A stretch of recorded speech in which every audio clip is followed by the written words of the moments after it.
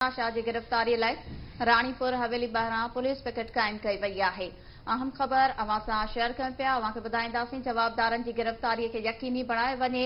SSP ASP Gambat खे अहिड़ी हिदायत कई आहे।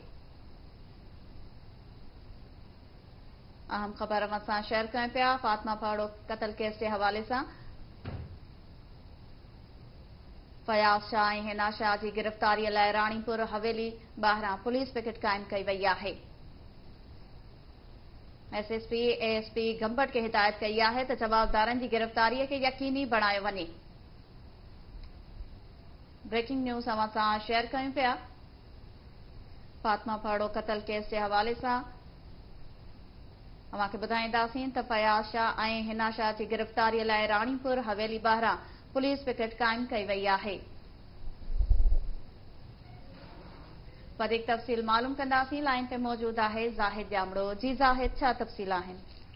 जी बिल्कुल, राणीपुर जी पीराणी हवेलीअ में बेदर्दी सां क़त्ल कयल फातिमा फरड़ो वारे केस में जेको आहे जवाबदारनि जी गिरफ़्तारीअ लाइ हवेलीअ ॿाहिरां पुलिस पिकेट कायम कई वई आहे। एएसपी गंबट जी निगरानीअ में पुलिस पिकेट जी जेके नफ़री आहे उहा वधाई बि वई आहे ऐं उनखे हिदायत कई वई आहे त कंहिं बि सूरत में जेको आहे जवाबदारनि खे गिरफ़्तार कयो वञे। एसएसपी खैरपुर डॉक्टर समीला सुमरो हिकिड़ी पधिराई जारी कंदे एएसपी गंबट खे हिदायत कई आहे त जवाबदारनि जी गिरफ़्तारी जेका आहे यकीनी बणाई वञे ऐं जेका अॻु ई पुलिस मुक़ररु हुई हवेलीअ ते उते पिकेट क़ाइमु करे वधीक नफ़री मुक़ररु कई वई आहे।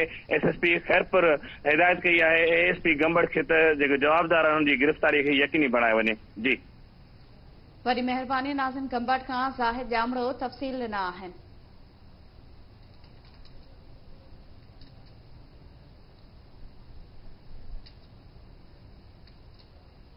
राणीपुर खां ख़बर अवां ताईं पहुचायूं पिया। फातिमा फाड़ो क़त्ल केस जे हवाले सां